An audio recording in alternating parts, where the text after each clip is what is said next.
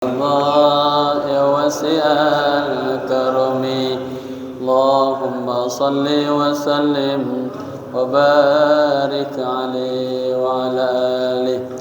Assalamualaikum warahmatullahi wabarakatuh.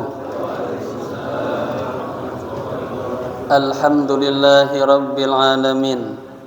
Wassalatu wassalamu ala ashrafil anbiya'i wal mursalin Sayyidina wa maulana Muhammadin Imamil muttaqin Sayyidil awwalina wal akhirin Wa ala alihi wa sahbihi ajma'in amma ba'du.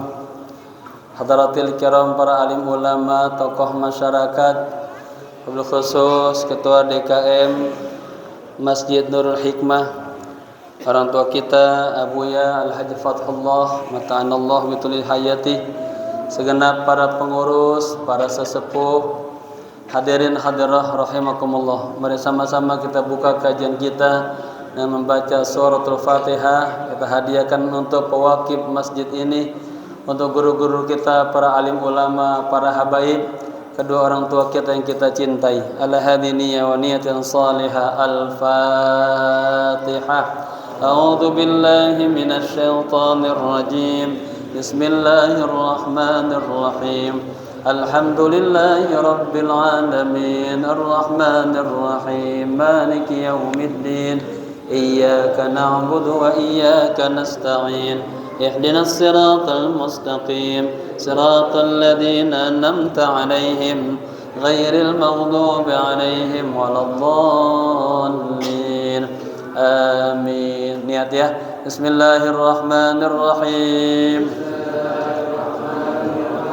Nawaitu at-ta'alluma wat-ta'lima wal istifadata wal ifadata wal hatha ala tamassuki bi kitabillahi wa sunnati rasulillahi sallallahu alaihi wasallam ibtigha'a mardatillahi wa thawabihi.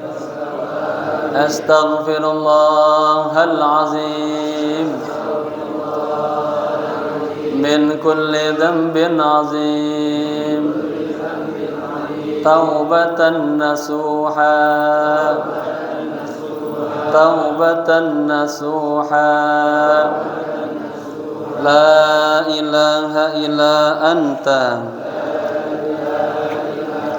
subhanaka inni kuntu minaz zalimin. Jamaah, kita lanjut ke bagian kedua.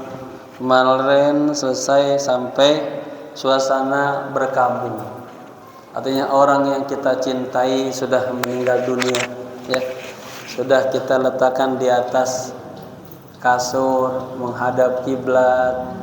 Sudah diumumkan, ya. Orang-orang para datang bertakziah, ya.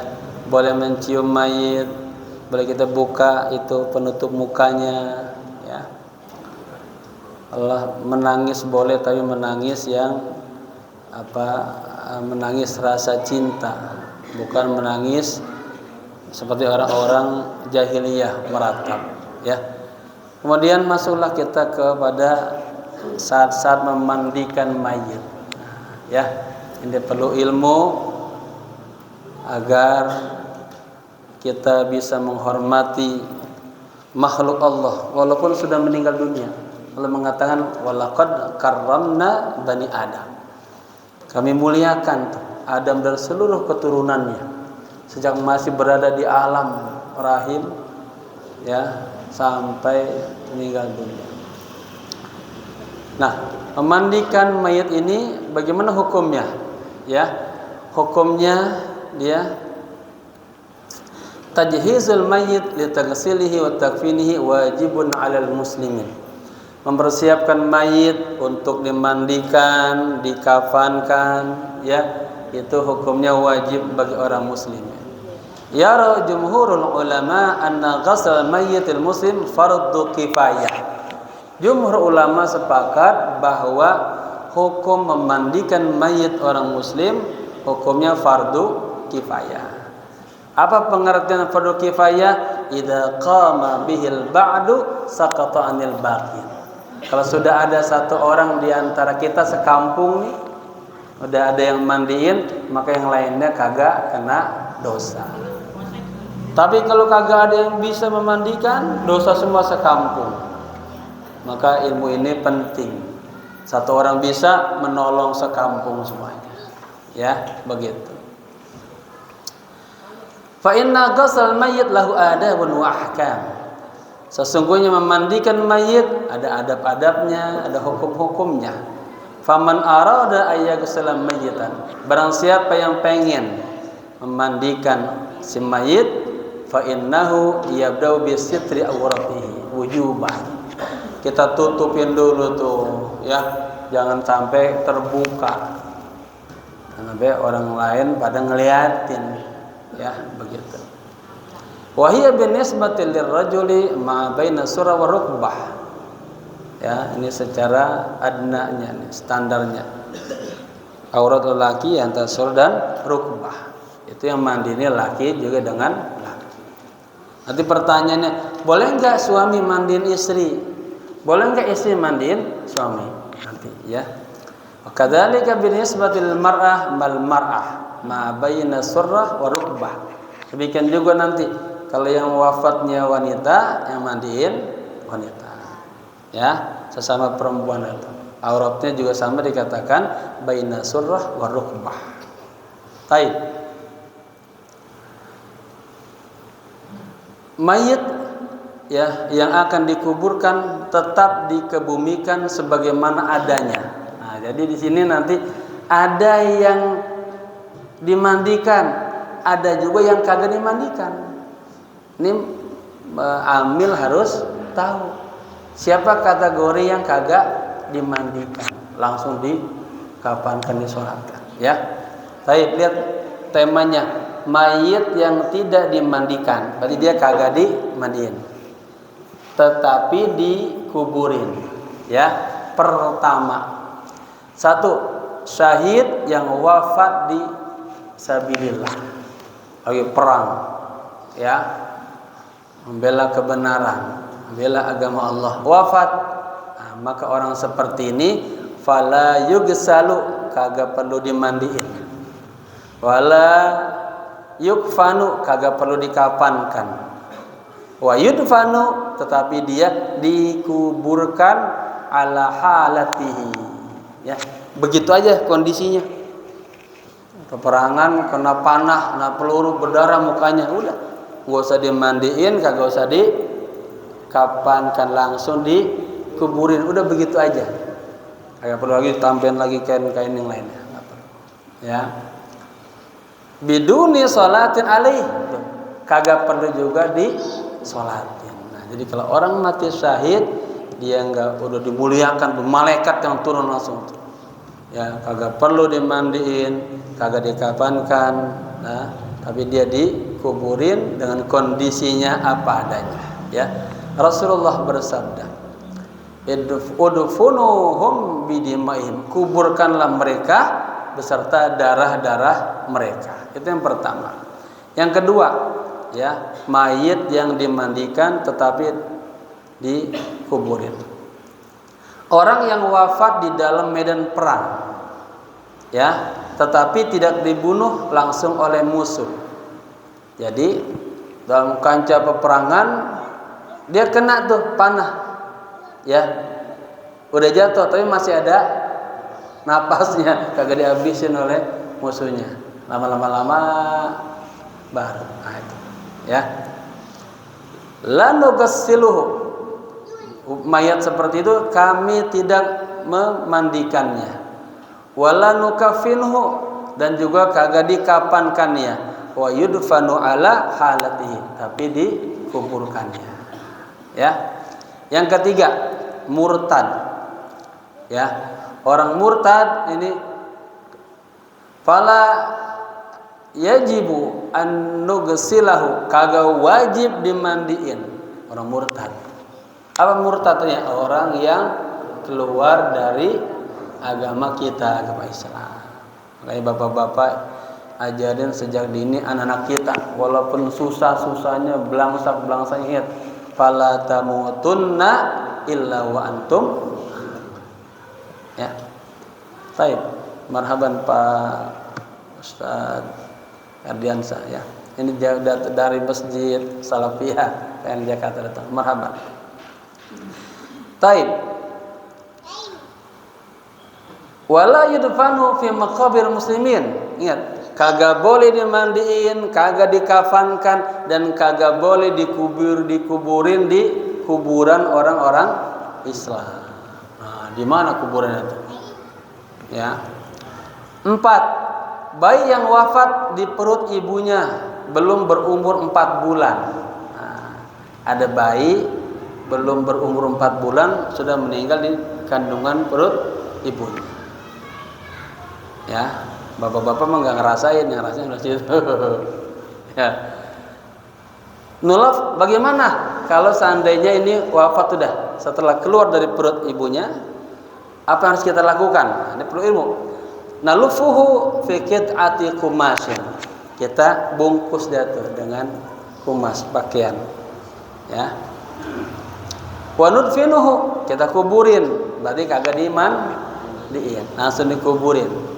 Pernah putra saya juga ya, saya punya anak 6 sebetulnya, yang ada 4 keguguran lagi hajian di Mekah, satu lagi di Jakarta ya, sama Ustaz Fahmi juga ada tuh putri. Langsung kita bungkus ya, langsung kita wa nudfinuhu, kita kuburkan fil maqabir, di kuburan. Wala nugsiluhu wala nusolli alaih. Ingat, kagak perlu dimandiin, kagak perlu sholati. Jadi kalau meninggalnya di bawah umur 4 bulan, dia langsung dibungkus aja dan dikuburkan. Paham ya? 5. Petugas syar'i yang terbunuh oleh penjahat. Ya, katakanlah dalam kondisi sedang menjalankan tugasnya, ya, di tengah jalan ada bogot, ada penjahat, terbunuh dia. Orang yang seperti ini fahuwa syahidun, dianggap mati syahid. Ya, la yughsalu, kagak perlu dimandiin. Berarti apa? Dikafankan, disolatkan, dikuburkan. Nah, gitu ya. Oke. Sekarang mayit yang dimandikan dan disolatkan. Pertama, mati syahid bukan di medan perang. Tapi mati syahidnya apa? Mati syahid karena sakit perut. Ibu-ibu tuh kalau sakit perut wafat itu mati syahid. Ya. Wabah, karena wabah, tenggelam, orang yang tenggelam dikatakan mati syahid. Karena gempa, COVID kayak kemarin tuh, ya. Nah, seperti itu dia dikatakan apa? Mati syahid, ya. Mayitnya dimandikan dan disolatkan.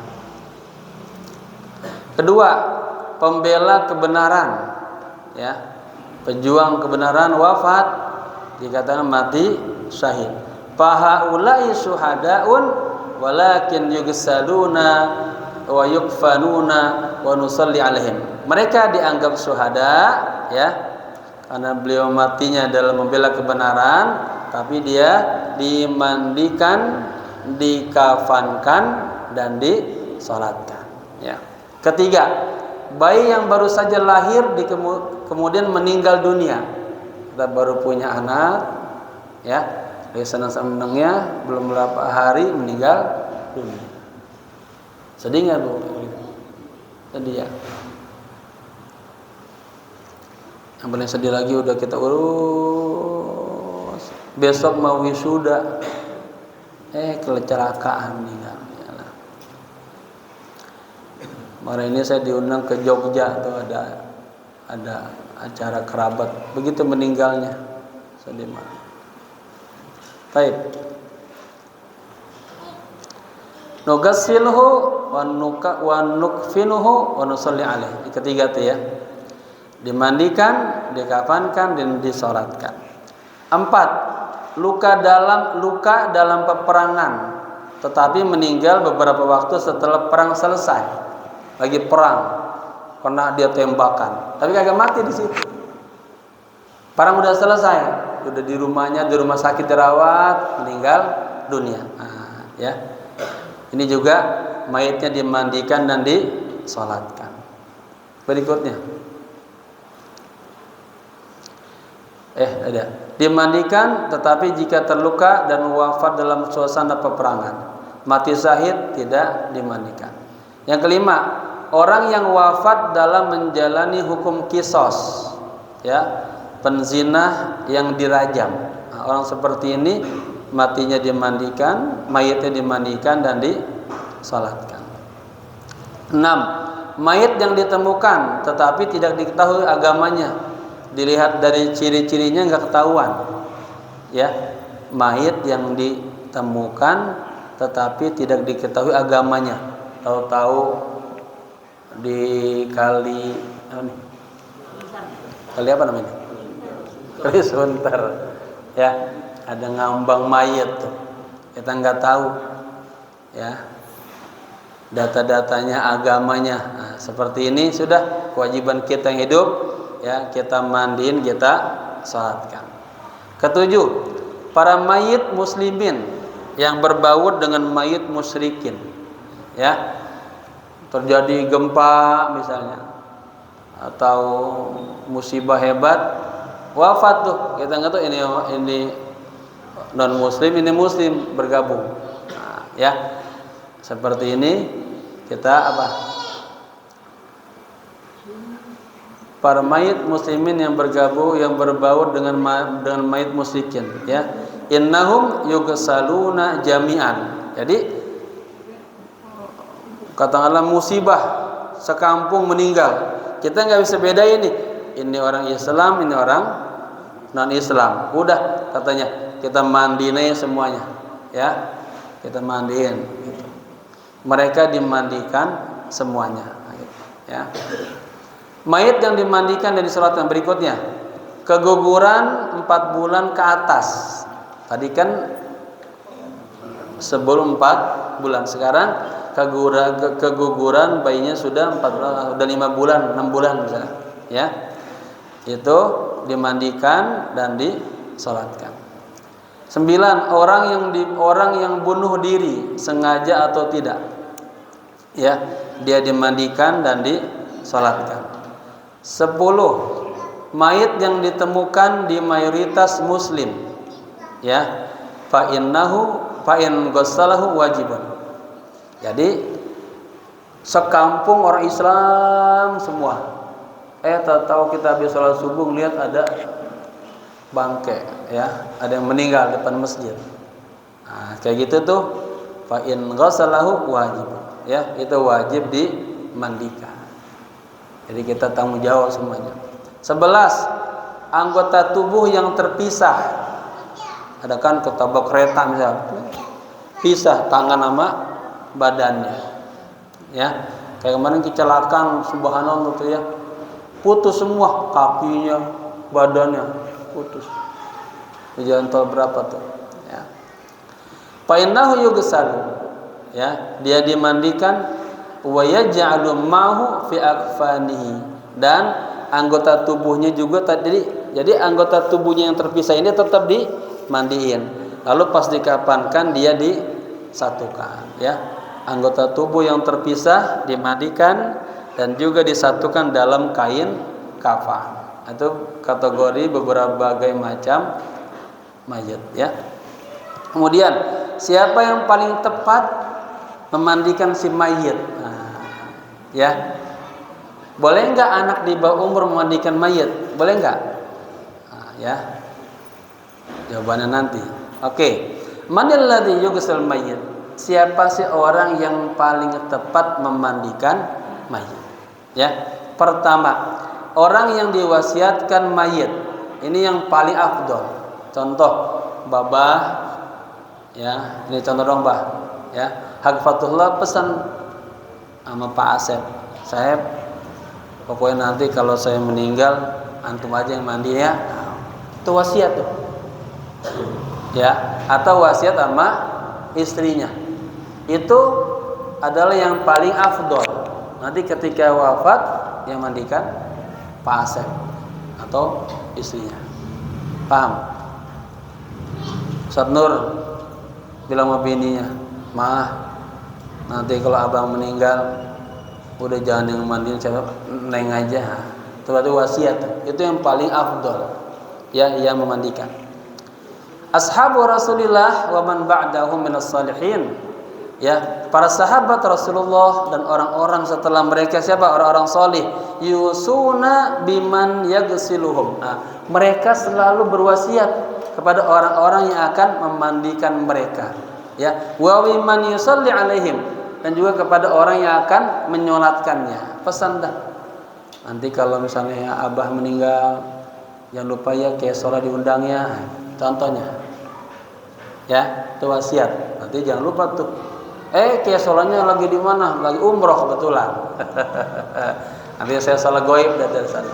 Ya, bapak-bapak nanti saya terangkan sholat gaib sama sholat ada jenazahnya ada perbedaan sedikit. Ya, kalau sholat gaib itu kita baca Al-Fatihah, baca iftitah. Kalau yang biasa enggak, ini iftitah, Al-Fatihah, baca surat dia. Nah, kalau sholat gaib lengkap dia. Ya. Kemudian yang lain sama, salawat, doa. Yang keempat boleh dua, boleh dilanjutkan Allahumma la tahrimna ajrahum atau ajrahum wa la taftina ba'dahu waghfir lana walau, atau sakata qallan, diam saja. Ya. Saya ngamalin setiap malam habis isya, saya selalu ngamalin sholat gaib, udah saya niatin aja dah.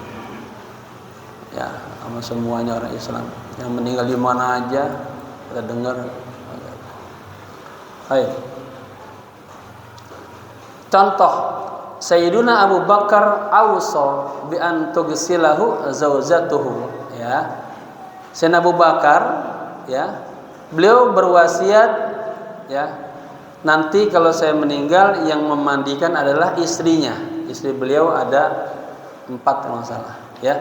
Yang bernama ini Sayyidah Asma Umais. Ya. Kemudian waqamat bitaghsili. Betul tuh. Pas beliau meninggal yang memandikannya adalah Asma Umais, ya, istri beliau. Kemudian lagi contoh kedua, Sayyidah Fatimah ghasalaha zaujuha al-Imam Ali. Ketika Sayyidah Fatimah binti Rasul sallallahu alaihi wasallam meninggal dunia, itu yang memandikan siapa? Suaminya sendiri. Dari sini, ya, itu dia yang baris yang kuning nih. Nah, ini yajuzu lirrajuli ayyaghsila zaujatah. Boleh seorang suami memandikan istrinya. Ya. Kemudian wa yajuzu lizaujah, dan boleh juga bagi si istri antaghsila zaujah, memandikan suami. Ini jadi enggak tabu. Nggak boleh, boleh. Ya, nanti sampai anak kecil yang belum baligh tapi dia paham bagaimana cara memandikan, dia boleh memandikan. Asalkan tahu ilmunya. Ya. Baik. Contoh berikutnya lagi itu dikisahkan bahwa Rasulullah bilang begini, ya, kepada Siti Aisyah, "Ma darruki law mitti qabli." Wahai istriku Aisyah, kata Nabi, tidaklah bahaya bagimu seandainya engkau wafat sebelum saya. Fakumtu 'alaika faghasaltuk. Nanti saya yang akan mandiin kamu. Ya. Wa kafantuki kiki cuma, dan saya akan mengkafankan kamu. Wa sallaitu 'alaiki, dan saya akan menyolatkan kamu.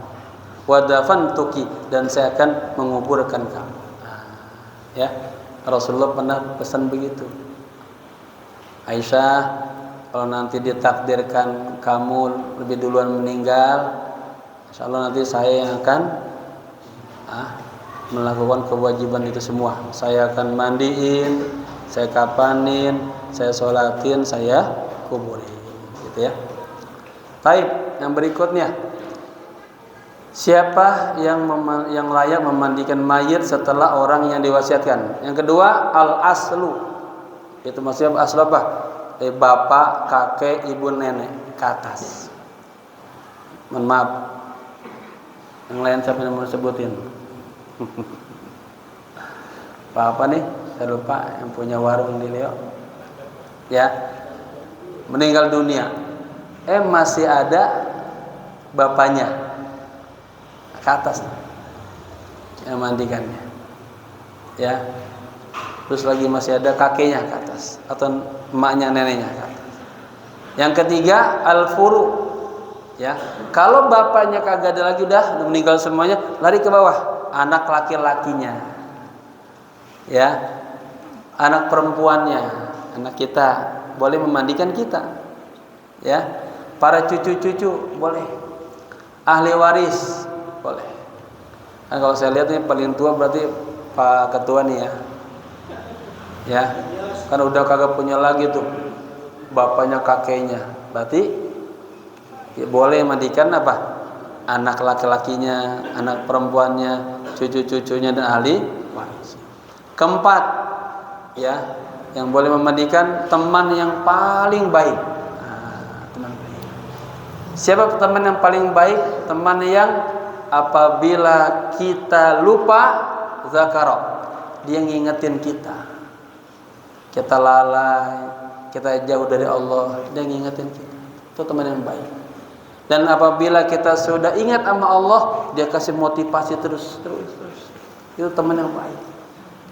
Bukan teman yang baik apa yang diajak jajan bareng dia mau, bukan. Mabok-mabokan, bukan. Ya, begitu. Baik.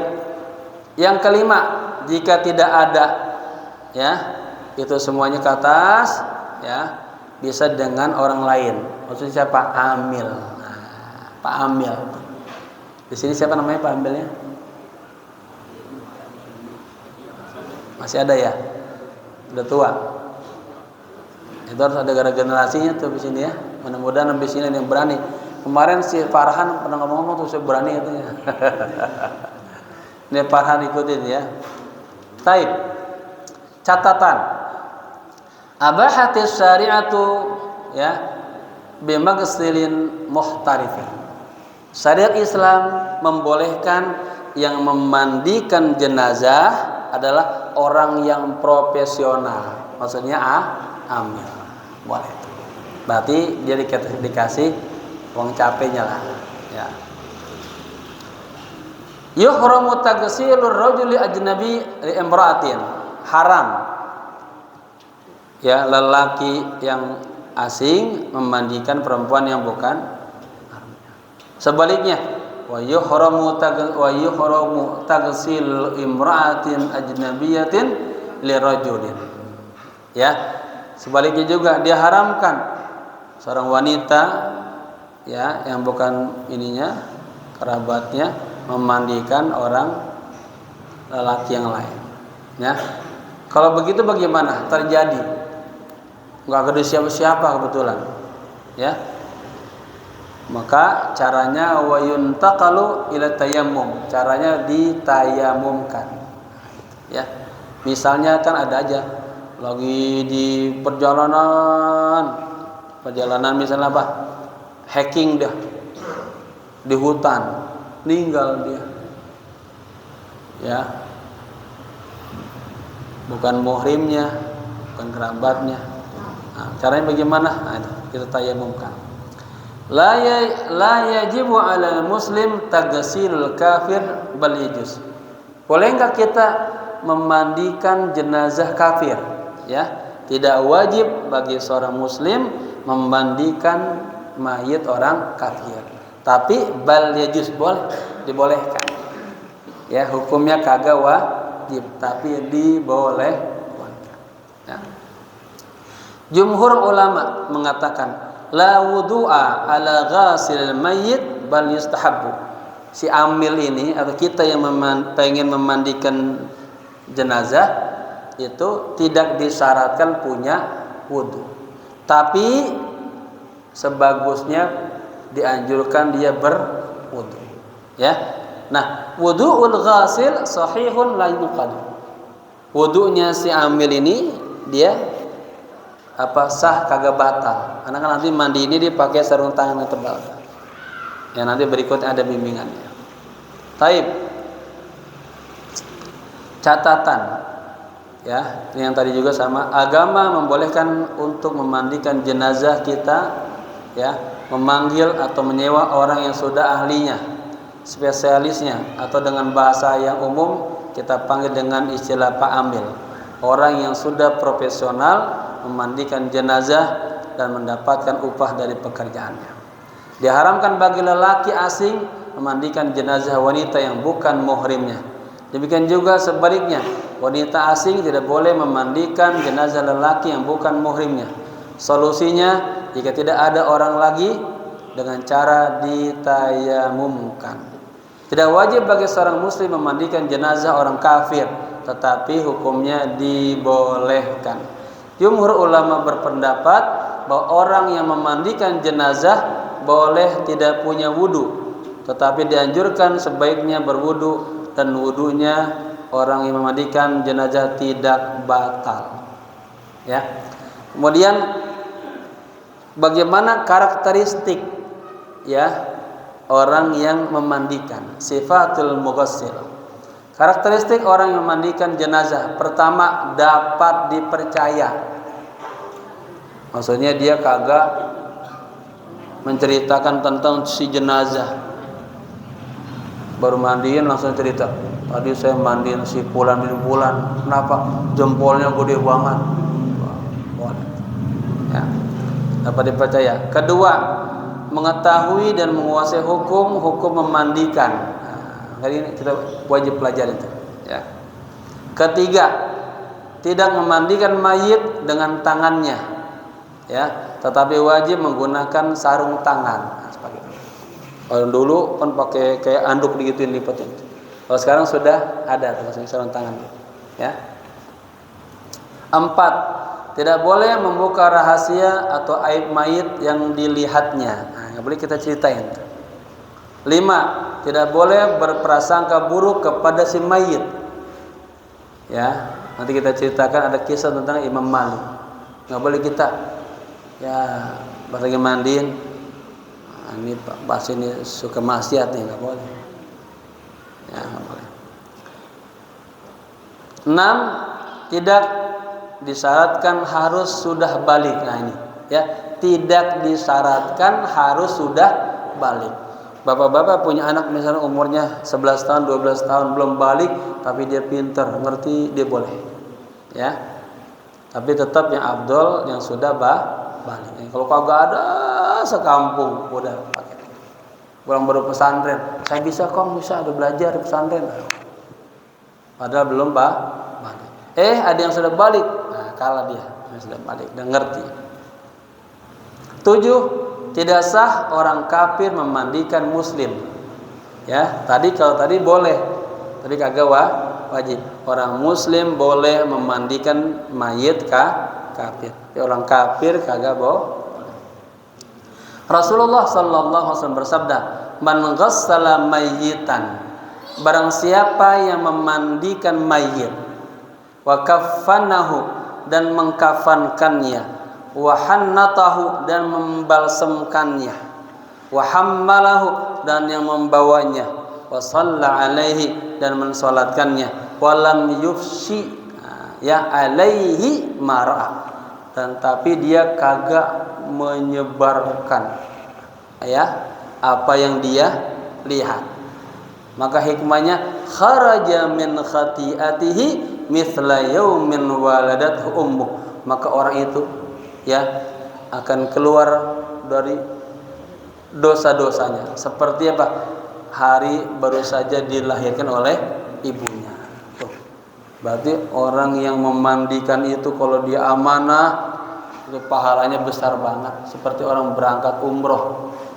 Ya, setelah tahallul selesai kharaja kawalati seperti baru saja dilahirkan oleh ibunya. Ghaslul mayyiti lahu ajrun 'azimun 'indallah.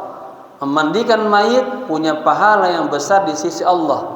Fa innallaha yaghfirul mughassala ma dama thiqatan wa amina. Sesungguhnya Allah mengampuni orang yang mughassal, yang memandikan, selama dia thiqah, dapat dipercaya. Kalau ibu-ibu di sini ada yang memandikan? Ada. Orang sono. Nah, ini dari sini belajar nanti bisa ya. Kapan-kapan boleh kita panggil yang prakteknya ya. Teorinya dapat tinggal praktek. Baik. Gitu ya. Nah, ini ada kisah anil Imam Malik. Saya sudah pernah cerita ya. Ini saya singkat aja ceritanya biar waktunya ini. Jadi ceritanya saya angkat sebuah cerita tentang Imam Malik ya. Dan seorang mughassalah, seorang wanita yang memandikan jenazah ya. Tadi kan ini atasnya bahasa Arabnya tuh ya, kita langsung terjemahnya aja ya. Imam Malik adalah seorang ulama yang sangat alim, mumpuni ilmunya, dan juga seorang waliullah. Beliau dikenal sangat faqih dan alim di dalam ilmu fikih dan hadis. Sampai pada pengakuan mereka mengatakan, janganlah berfatwa selagi ada Imam Malik di kota Madinah. Ya, itu ada statement tuh. Pokoknya selagi ada Imam Malik, udah tanya apa-apa nama beliau. Kita jangan berani mengeluarkan fatwa. Hal ini terjadi karena Allah Subhanahu wa taala telah memberikan ilham kepadanya sejak beliau masih kecil. Dan apa yang menyebabkan Imam Malik sangat populer dan sangat dikenal ya, di antaranya kisah beliau dengan seorang mughassalah. Di zaman Imam Malik ada seorang wanita yang memandikan mayit perempuan, si mughassalah. Ketika tangannya sampai ke area kemaluan jenazah, seketika itu juga tiba-tiba tangannya menempel dengan kemaluan jenazah dan tidak bisa dilepaskan sama sekali. Paham Pak ya? Dia lagi mandiin, pas giliran daerah kemaluannya nempel tuh. Kagak bisa. Menempel dengan sangat kuat seperti diberikan perekat. Ini tambahan saya aja biar lebih jelas. Dalam bahasa Arabnya nggak ada perekat. Sulit untuk dilepaskan. Diupayakan beberapa kali dengan sekuat tenaga, tetapi tidak bisa lepas juga tangan tersebut ya. Kemudian mereka menemui para ulama, menceritakan kejadian tersebut dan bertanya kepada mereka apa yang harus kami lakukan. Sebagian ulama ada yang memberikan jawaban, kita potong aja tangannya. Tangan siapa? Tangan si mughassalah ya. Tetapi sebagian ulama lain menolak pendapat tersebut. Seraya berkata, bagaimana kita akan melakukan hal itu? Bagaimana mungkin bersama jenazah ada tubuh orang lain? Kemudian semuanya jadi pada kebingungan, tidak tahu apa yang harus mereka lakukan, dan mereka bertambah bingung ya. Kemudian mereka teringat kepada Imam Malik, dan pergilah mereka menemui Imam Malik, bertanya kepada Imam Malik ya, dan Imam Malik menjawab. Imam Malik wali min auliyaillah ya. Setelah diceritakan, kata beliau begini, inni a'taqidu, ini bahasa Arabnya gitu, saya meyakini bahwa si mughassalah tadi telah menuduh si jenazah telah berbuat maksiat ketika sedang memandikannya. Maka solusinya kita harus menanyakan hal itu kepadanya, dan jika dia mengakuinya maka harus dikenakan hukum bahwa dia telah menuduh si jenazah, dan kita harus mencambuknya sebanyak 80 kali pecutan. Ini Bapak Ibu, ini penting ya, kagak boleh kita asal nuduh orang sembarangan ya, namanya bahasa Arabnya qadzab karena ini saat itu harus benar-benar ngelihat mata indera. Betul enggak? Ya, udah pun kita ngelihat ada saksi lagi, perlu saksi. Bahkan yang teliti lagi masuknya berapa senti, kayak begitu. Ya, fikih, ya. Jadi enggak boleh sembarangan kita menuduh orang, hukumnya berat. Kemudian mereka menemui kembali mughassalah, setelah itu datang lagi, ya. Masih nempel aja tuh tangannya. Dan bertanya kepadanya, apa yang telah Anda tuduhkan kepadanya? Mughassalah menjawab, ketika saya sedang memandikannya dan tangan saya sampai ke kemaluannya, aku berucap dalam hatinya, wahai kemaluan, sudah lama engkau maksiat kepada Allah. Dia ngomong begitu hatinya, ya. Seketika itu juga tangan saya menempel dengan kemaluannya dan saya tidak bisa melepaskannya, ya. Saudara-saudaraku seiman, menuduh itu merupakan salah satu musibah. Sebagaimana pernyataan yang mengatakan, sesungguhnya menuduh wanita yang telah bersuami berzina akan menghancurkan amal selama 1 tahun. Saat ini banyak sekali orang yang jatuh dalam perbuatan ini, ya, berjalan di depannya. Mereka berasumsi menuduh bahwa wanita ini telah melakukan perzinahan kepada seseorang. Subhanallah. Ya Allah, apakah kalian melihatnya dengan mata sendiri, dengan mata kepala sendiri? Takutlah kepada Allah. Tidak boleh menuduh seperti itu tanpa saksi. Meskipun Anda melihatnya sendiri, Anda harus menyertai 3 orang saksi. Kalau tidak ada saksi, maka secara syariat kamu terkena sanksi hukuman telah menuduh seseorang, ya. Meskipun Anda melihat dengan mata kepala sendiri, dan hal itu pun masih memerlukan beberapa syarat. Di antaranya Anda melihat sendiri dengan jelas bahwa zakar lelaki tersebut masuk ke faraj kemaluan wanita itu. Sebagaimana kamu melihat dengan jelas sebagaimana penutup celak mata masuk ke tempatnya. Nanti istilahnya dengan celak mata. Yang buat ini, Pak. Kan begini bentuknya kan. Nah, kayak gini masuk. Nah, kalau nggak ngelihat, ya. Hal ini karena Allah Maha mengetahui dan Maha bijaksana. Kemudian mereka menjatuhkan hukuman kepada mughassalah tersebut dengan mencambuk sebanyak 80 kali. Sampai dicambuk yang ke-79, tangan mughassalah masih saja menempel dengan erat dan tidak terlepaskan. Jadi pas dipukul terus sampai ke 79 masih nempel juga. Pas yang ke-80 baru tebu. Subhanallah. Ya. Semuanya subhanallah.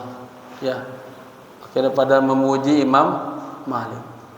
Harus dicambuk 80 kali. Pas 80 kali terlepas dia, ya.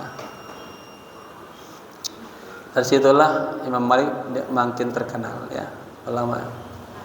Tapi persiapan sebelum memandikan, ya. Persiapan sebelum memandikan: 1. Menyiapkan tempat yang suci. 2. Letakkan mayit di atas meja atau balek. Posisi mayit menghadap kiblat dan letakkan posisi kepala lebih tinggi sedikit daripada kaki agar ain turun ke arah kaki. Kan sudah ada ya sekarang kan tuh. Yang dari stainless bagus tuh. Udah dirancang. Bagian palanya tinggian. Kaki turun. Jadi pas mandiin ngocor. Di bawahnya kasih bolongan selang tuh. Dulu kan kita pakai balai, airnya kemana-mana tuh. Bau lagi. Nah, ya. Ini udah canggih bagus, ya. Baik. 3. Airnya suci, sebaiknya air rada-rada hangat, ya. 4. Sebaiknya dalam proses memandikan kita nyalakan pewangi atau bukhur agar suasana nyaman dan bersih. Dia lagi memandiin, Pak. Itu udah nyalain apa? Bukhur, biar wangi. Karena kan ini jenazah ada kotorannya tuh keluar. Oke. 5. Jangan mengambil sesuatu dari tubuh mayit. Seperti mencukur rambutnya. Kebetulan ini jenazahnya lelaki, suaminya rambutnya gondrong. Contohnya, wah, malu ntar sama orang dipotongin sama bininya deh. Agak boleh, ya. Kumisnya yang panjang, agak teratur, biar rapi potongin, kagak boleh, ya Bu. Mencabut bulu ketiaknya kebetulan lupa di kerok-kerok, udah panjang banget kayak kebon. Agak boleh. Dan memotong kuku juga kagak boleh, ya. Kalau orang-orang non muslim itu tuh malah dibersih, yang enggak berbeda. 6. Jangan mencukur rambut mayit dan mensisirnya. Ya, kalau disisirin copot rambut. Jumhur ulama sepakat haram hukumnya mencukur jenggot mayit dan menyisirnya, ya. Cara memandikan mayit. Langkah pertama, al-mughassil atau si amil dan para asistennya mengenakan sarung tangan kanan dan kiri yang tebal, ya. Apa hikmahnya? Sehingga tidak terasa ketika menyentuh aurat si mayit. Berikutnya, menutup aurat mayit dengan kain atau bahan yang kerap sehingga menutupi aurat mayit tetapi bisa tembus kepada air. Nah, kita suka pakai kain tuh, ya. Kan tutup, ya tebal tapi dia kan tembus. Nah, gitu. 1. Istinja. Diawali dengan membersihkan najis yang ada di tubuh mayit. Akan sempurna dengan 2 cara. Nah, Bapak ini mengerti nanti. Nanti kita pegang begitu, kita urut tuh perutnya. Keluar dari bawahnya itu. Keluar ngalir karena posisinya dia miring enak. Jatuhnya ke lubang. Nah, begitu. Ya. Si mayit diposisikan, dimiringkan sedikit, bagian kepalanya diangkat atau ditopang dengan tangan kanan. Nah, jadi gini Pak, imam jenazah depan saya, giniin, ya.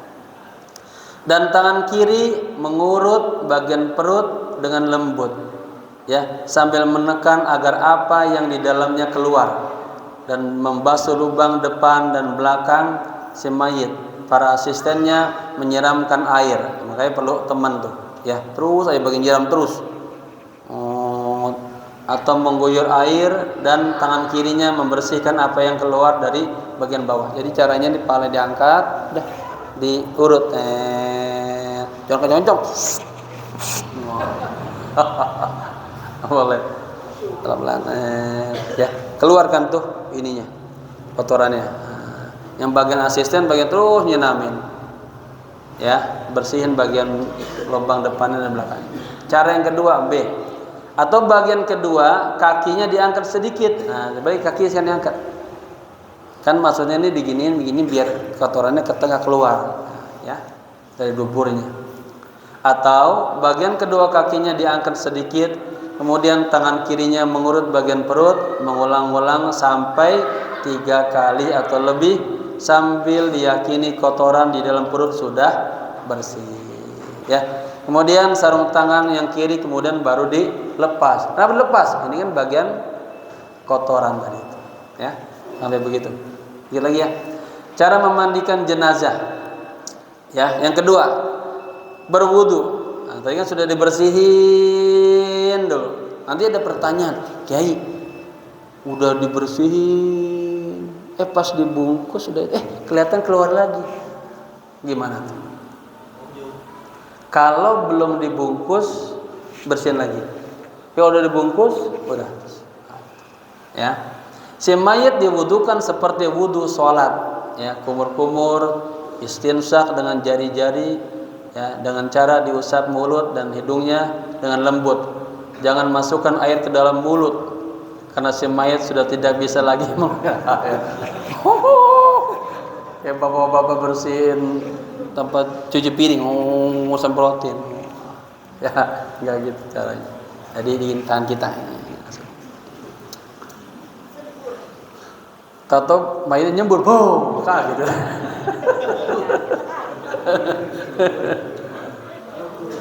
Saya di Cibitung dulu pernah itu sholat subuh, tato wa lari. Kita baru selesai sholat subuh. Kenapa wa apa namanya nih Pak? Dia punya gilingan beras itu. Wah ini meninggal, meninggal. Itu kami berdakwah di Cibitung, Cibuntu, ada Kalimalang itu seberangnya lagi. Saya dakwah 2 kampung. Sampai di sananya di Buok juga. 3. Kata jamaah, Kiai, ayo kita tengokin. Ayo siap-siap. Kami sampai di sana, ya itu udah banyak yang baca Yasin, keluarganya pada sedih. Saya pegang itu jenazahnya. Oh, ternyata masih ada. Kan dari istilah orang mati suri ya. Dia masih ada napasnya. Saya pegang tangannya. Dulu saya ada amal dari orang tua. Saya baca, dia ngikutin terus. Ngikutin sampai keluarganya kaget. Bapak belum mati itu aja. Ngikutin. Terus ngikutin. Sampai saya dudukan begini, dia lihat anak-anak kenal lagi semua. Nah itu dulu itu sempat ramai itu. Ada Pak Guru bisa ngidupin orang mati. Jadi bener saya cerita bener. Namanya Wak Sawal dia. Oh dari situ Allah kasih hidup dia kurang lebih 2,5 bulan. Ya. Akhirnya beliau sehat itu, wah kalau datang beras dikirimin ke tempat kami ngajar. Oh, gitu. 2,5 bulan kemudian sakit lagi, dibawa ke Cipto, ya meninggal baru. Ya itu tambahan aja cerita. Taib. 3 memandikan, cukup memandikan hanya sekali saja. Tetapi syariat menganjurkan mengulanginya sampai 3 kali atau 5 kali atau sampai 7 kali. Witir. Ya, misal dianggap kurang bersih, ambil lagi. Ya, 3 kurang bersih, 5. 5 kurang bersih, 7 dan seterusnya. Pertama, diawali dengan membasahi kepala sebagaimana kita membasahi kepala. Nah, jadi paham tuh mandi itu kepala. Yang dari kaki dulu, kepala. Sabunkan dan digosok-gosok. Ya. Basuh jenggotnya dan wajahnya. Nah, ya. Okay. Gitu dah. Basuh tangan kanannya dari mangkibah sampai 2 telapak tangan. Apa mangkibah ini? Ya. Basuh bagian kanan leher dan belahan dadanya. Lihat selalu kanan dulu. Baru basuh 2 kakinya, sisi pahanya dan betisnya. Basuh bagian belakangnya sampai si mayit dibalikan. Nah, ini juga ngebalikin mayit perlu trik ini, ya. Kan kalau sudah begitu berat banget tuh, bagi orang gemuk. Butuh orang pembantu untuk kebalik-baliknya. Kemudian basuh dari sisi kirinya. Jadi kanan dulu baru kiri. Kemudian diangkat dari sisi kanan, tapi jangan disungkurkan wajahnya. Jadi hanya dibalikin begitu, miringin begitu, ya. Balik gitu. Jangan. Jadi kita harus lembut tetap sama mayit, gitu. Apalagi yang keluka. Kemudian dikembalikan kembali pada posisi semula dan digerakkan kembali dari sisi kanan, demikian juga dari sisi bagian kiri. Ya. Qala Rasulullah sallallahu alaihi wasallam, ibda'na bimayaminha. Selalulah awali memandikan dari sisi kanan dulu. Ya. Fi wa mawadiyal wudu minha, dan dari tempat-tempat wudu. Jika ada yang keluar dari depan dan belakang dikeringkan saja, ya. Sempurnanya pelaksanaan ini tetap menutup aurat. Artinya ketika pelaksanaan itu memandikan harus pakai sitan gitu. Jangan kemudian nontonin gitu. Ya, gitu. Kemudian juga tadi pakai kain. Cara memandikan jenazah. Ini masih banyak nggak sih? Habis Pak, habis doang dikit lagi ya. Cara memandikan jenazah. Syekh Salim, ini saya ambil beberapa referensi, ya, dari fikih sunnah, dari I'anatul Talibin, syarah dari Fathul Mu'in, dari Bajuri, syarah daripada Fathul Qarib, ada Ikramullah lil Amwat, lagi kitab daripada Abu Yasin Maliki. Saya kumpulin semuanya, saya ambil yang mudah-mudah. Syekh Salim menuturkan cara kedua ini dengan menjelaskan, wa akmaluhu ayyusala ya sawataihi wa ayyazila qadra min anfihi wa ayyudahu ya wa ayyadalluku wa ayyadullaka ya badanahu bisadri wa ayyusibal ma alaihi thalathan. Artinya, dan sempurnanya memandikan mayit adalah membasuh kedua pantatnya, menghilangkan kotoran dari hidungnya. Biasanya Pak itu mayit banyak dari ini keluar Pak. Itu kotorannya tuh kayak ampas teh. Bagian hidungnya mancung-mancung tuh banyak kotoran. Halus banget.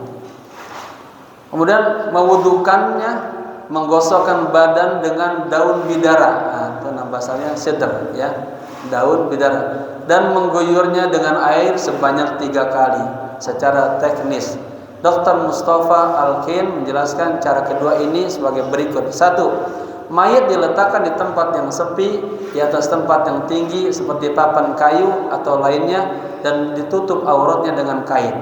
Pada masa sekarang ini di Indonesia sudah ada alat semacam keranda atau memandikan jenazah yang terbuat dari bahan aluminium atau stainless. Ya, ini tambahan dari saya. Teringat pada tahun 1993 sampai 97, sebelum saya ke Mesir, saya bermasyarakat di kampung Cibuntu, Bekasi.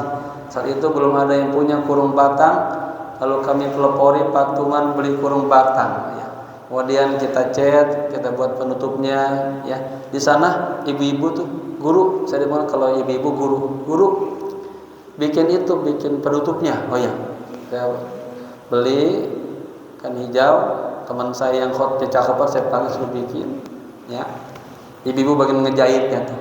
Udah selesai, guru bikin lagi payungnya. Bikin payung. Ada payungnya kan? Warna hijau juga, ya. Ini sempat terjadi di sana. Kemudian kesulitannya dulu belum punya itu tadi tempat untuk memandikannya. Ya, kita bikin pakai kedebong pisang tuh. Oh, ribet banget dulu tuh. Saya patungan ya. Ada 200 bapak-bapak tuh. Satu orang 5.000 kumpulin sampai bisa beli itu. Ya. Itu pesan ayah saya dulu. Seolah kalau bermasyarakat ajarin masyarakat yang bersifat ini fardu kifayah. Nah, saya ajarin cara sholat jenazah, praktek semuanya. Ya, sampai kita hadirkan kurung batangnya. Setelah selesai, udah pada bisa, saya tanya, siapa yang mau praktek mati duluan? Kagak ada yang mau. Kesulitannya kerandanya itu ini masjidnya sebelah sananya ada apa tuh? Ada emperan. Kami taruh sebelah sini, karena di sana banyak kan yang kerja karyawati di kawasan Cikarang. Asal pulang ketakutan, ramai. Guru jangan taruh situ, kita pindah sebelah sini. Yang sini ketakutan juga. Awal-awal dulu, ya punya keranda bingung naruhnya di mana. Saya kumpulin itu semuanya. Saya cara main, semuanya bakal mati. Ya. 2 orang yang memandikan memposisikan jenazah duduk sedikit miring ke belakang dengan ditopang tangan kanannya. Sementara tangan kirinya mengurut bagian perut jenazah dengan penekanan agar apa yang ada di dalamnya keluar. Lalu yang memandikan membungkus tangan kirinya dengan kain atau sarung tangan dan membasuh lubang depan dan belakang si mayit. Kemudian membersihkan mulut dan hidungnya lalu mewudukannya sebagaimana wudunya orang hidup. 3. Membasuh kepala dan muka si mayit dengan menggunakan sabun atau lainnya dan menyisir rambutnya bila memiliki rambut. Nah, makanya ini sengaja saya hadirkan berbeda dengan pendapat yang pertama, ya. Bila ada rambut yang tercabut, maka dikembalikan lagi ke asalnya untuk ikut dikuburkan. Rambutnya tercabut harus dikuburkan. Kan ada ya orang sakit lama-lama tuh orang rambutnya rontok, itu kumpulin tuh. Ya, nanti dimandikan dan dikuburkan bareng-bareng. 4. Membasuh seluruh sisi kanan tubuh dari yang dekat dengan wajah, kemudian berpindah membasuh sisi kiri badan juga dari yang dekat dengan wajah. Ini yang terakhir. Kemudian membasuh bagian sisi kanan yang dekat dengan tengkuk, lalu berpindah membasuh bagian sisi kiri juga dari yang dekat dengan tengkuk. Dengan cara itu semua orang yang memandikan meratakan air ke seluruh tubuh si mayit. Ini baru dihitung 1 kali basuhan. Disunnahkan mengulangi 2 kali sebagaimana basuhan tersebut sehingga sempurna 3 kali basuhan. Tadi yang pertama boleh sampai 5, 7 ya. Ganjil. Disunnahkan pula mencampur sedikit kapur barus di akhir basuhan bila si mayit bukan orang yang sedang ihram ya. Syekh Nawawi dalam kitabnya Kasyifatus Saja menuturkan disunnahkan basuhan pertama dengan daun bidara, basuhan kedua menghilangkan daun bidara tersebut, dan basuhan ketiga dengan air bersih yang diberi sedikit kapur barus yang sekiranya tidak sampai merubah air ya. Ketiga basuhan ini dianggap sebagai 1 kali basuhan dan disunnahkan mengulanginya 2 kali lagi seperti basuhan-basuhan tersebut. Berikutnya, siapakah yang boleh memandikan mayit?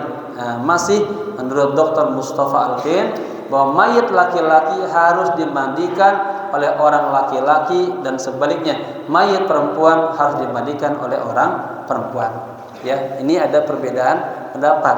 Tapi di atas saya sebutkan boleh dengan hadis tadi Nabi bilang sama Siti Aisyah dan Sayyidina Abu Bakar berwasiat kepada istrinya Asma Umais. Lalu Imam Ali ya kepada Sayyidah Fatimah ya. Hanya saja seorang laki-laki boleh memandikan istrinya dan seorang perempuan boleh memandikan suaminya ya. Satu hal yang juga perlu diketahui bahwa disyariatkannya memandikan mayit adalah dalam rangka memuliakan dan membersihkannya. Hal ini wajib dilakukan kepada setiap mayit muslim kecuali orang yang mati syahid di dalam peperangan. Wallahu a'lam. Ya, jamaah, inilah yang bisa saya sampaikan, keterbatasan waktu. Insyaallah kapan-kapan ada umur kita sambung lagi bagaimana cara mengkafankan mayit. Baru habis itu menguburkan, baru kita mengiring ke kuburan, ditalkinin lagi, baru ya mutiara-mutiara kematian.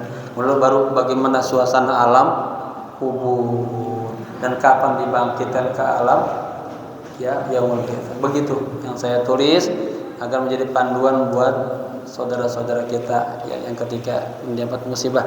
Semoga bermanfaat. Al-Fatihah. A'udzubillahi minasyaitonir rajim. Bismillahirrahmanirrahim.